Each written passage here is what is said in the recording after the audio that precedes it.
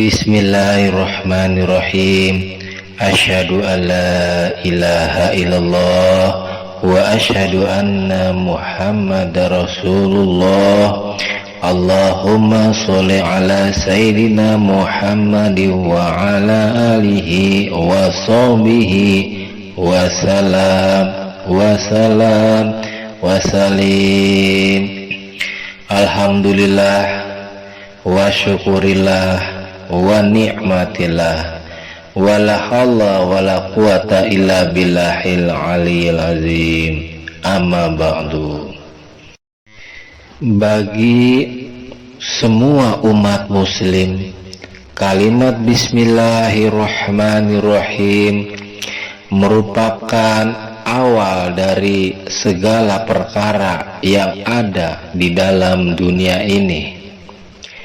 Dan kalimat bismillahirrahmanirrahim adalah merupakan kunci daripada setiap perkara dan juga menjadi awal dari semua kitab, baik Al-Quran maupun yang lainnya.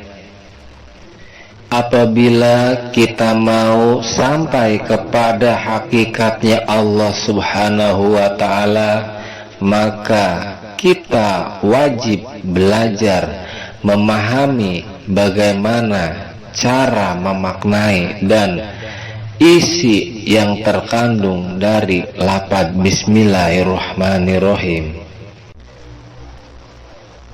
Apabila kita ingin mengetahui hakikatnya ilmu, maka kita juga harus mengetahui kandungan dan isi yang terkandung di dalam lafaz bismillahirrahmanirrahim. Dan kalau kita ingin mengetahui perkara bunganya ilmu, buahnya ilmu, pedomannya ilmu, banyaknya ilmu, maka harus tahu juga isi bismillahirrahmanirrahim. Dan kalau kita ingin mengetahui ilmu dalam perkara sholat, maka kita juga harus belajar bagaimana mengetahui isi yang terkandung di dalam lafaz bismillahirrahmanirrahim. Setiap masalah secara lahir maupun batin, semuanya sudah terhimpun di dalam lafaz bismillahirrahmanirrahim. Sebagai awal permulaan bagi setiap manusia, hendaknya wajib belajar memahami kandungan lafaz bismillahirrahmanirrahim. Kalimat bismillahirrahmanirrahim dirangkum menjadi kata bismillah dan dirangkum lagi menjadi kata bismi, yaitu hurufnya alif, ba, sin, dan mim. Huruf alif sebagai tanda adanya alam ahadiyah, yaitu adanya zat yang sejati dan bukti nyata adanya Allah Subhanahu wa Ta'ala yang mempunyai cahaya semua kehidupan di alam semesta, yaitu hidup yang maha menghidupi yang disebut banyu nur alif atau air cahaya alif, dan juga dinamakan Allah yang maha hidup atau satu rupa yang merupakan menyatunya hidup dan mati. Di dalam alam ini masih berupa wujud mahdi atau wujud zat sejati atau juga wujud tunggal, hidup tunggal, rasa tunggal, tidak ada yang lainnya dan disebut lapain, yaitu zat yang wujud dengan sendirinya tanpa ada yang mewujudkannya, hidup sendiri tanpa ada yang menghidupkannya. Di dalam kitab suci Al-Qur'anul Karim, Allah berfirman, A'udzubillahi minasyaitonirrajim. Bismillahirrahmanirrahim. Qul huwallahu ahad, yang artinya, katakanlah hai Muhammad kepada seluruh umat, kalau sesungguhnya Allah itu adalah zat tunggal, rasa tunggal atau esa yang menjadikan alam dunia beserta isinya. Huruf ba di dalam lafaz bismillah merupakan adanya alam wahdah. Adanya alam wahdah merupakan menunjukkan sifat sejati dan disebut sejatinya Muhammad atau hakikatnya Muhammadiyah, dan juga disebut nyatanya zatullah, adanya sejatinya nurullah, dan disebut juga sejatinya nur Muhammad, dan nyata kenyataannya Allah yang menjadikan seluruh alam semesta.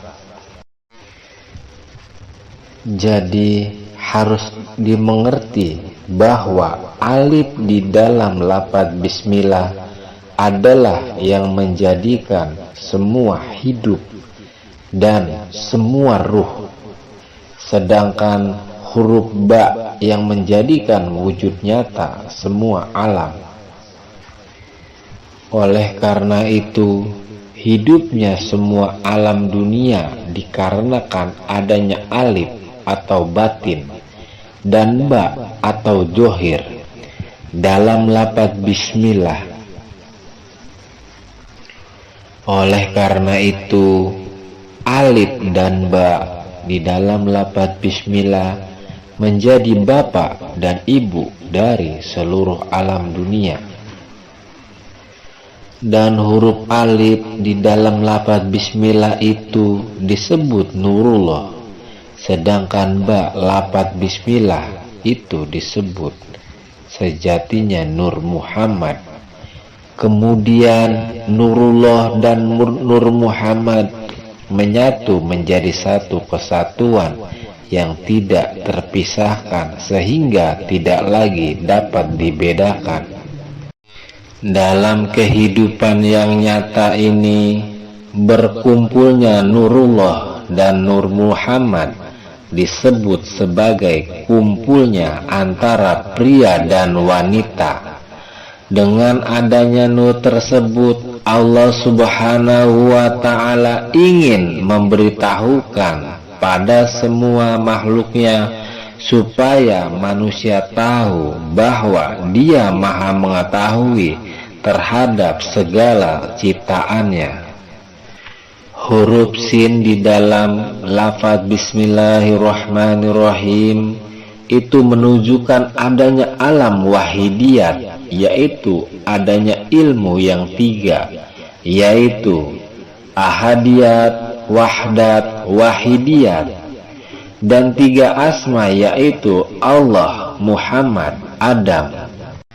Sesungguhnya Allah Subhanahu wa Ta'ala adalah zat yang sejati, dan Muhammad adalah sifat yang sejati, lalu Adam adalah asma yang sejati. Rasul adalah nur yang hidup dari nurullah, yaitu nyatanya Adam, dan Adam yang menjadi bapaknya semua manusia di muka bumi ini. Walaupun ada juga manusia yang lahir tanpa adanya bapak.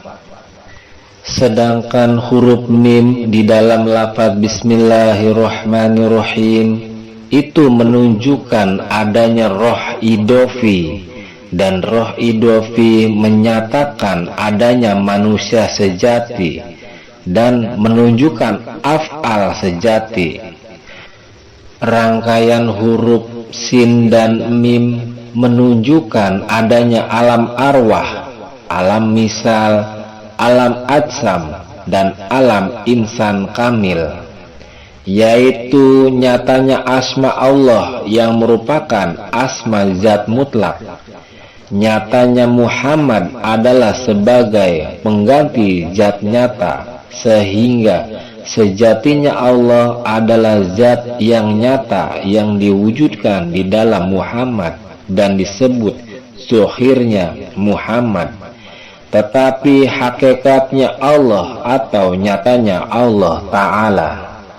Bagi mereka yang sudah mengetahui arti dari kalimat dua kalimat syahadat, berarti sudah mengerti sejatinya Allah dan mengerti sejatinya Muhammad, mengerti sejatinya zahir dan mengerti sejatinya yang batin, yaitu zahirnya Nabi, batinnya wali, zahirnya Muhammad, batinnya Allah. Dan disebut jasad Muhammad, hidupnya adalah Allah, dan yang sudah mengerti sejatinya badan dan mengerti sejatinya hidup, yaitu nyata sejatinya bapak dan ibu. Sifat jalal itu nurullah, yaitu pria sejati, dan sifat jamal itu nur Muhammad, yaitu wanita sejati. Sifat jalal itu kuasa mengeluarkan besi, sifat jamal kuasa mengeluarkan batu. Bercampurnya besi dan batu menjadi api, ibarat api itu adalah bercampurnya raga dan hidup, atau jasad dengan ruh. Dan tidak akan ada anak kalau tidak ada ibu dan bapak, dan tidak akan ada wahidiyat kalau tidak ada ahadiyat dan wahdat. Jadi ahadiyat melahirkan wahdat, wahdat melahirkan wahidiyat, wahidiyat melahirkan semua alam yang lainnya. Ahadiyat makomnya zat, wahdat makomnya sifat, wahidiyat makomnya asma. Semua yang ada di alam semesta makomnya af'al, dan tidak mungkin ada af'al bila tidak ada asma. Tidak ada asma kalau tidak ada sifat, sebab semua af'al, asma, sifat adalah hakikatnya adalah zat.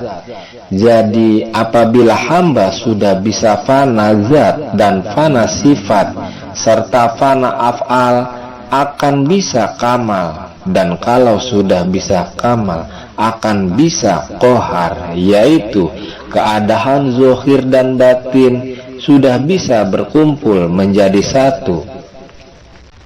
Wallahu alam bisawab. Semoga kajian ini ada manfaat, barakah dan hikmahnya, khususnya buat diri saya pribadi, umumnya buat teman sahabat sekalian. Kurang lebihnya mohon dimaafkan. Wabillahi taufik wal hidayah. Wassalamualaikum warahmatullahi wabarakatuh.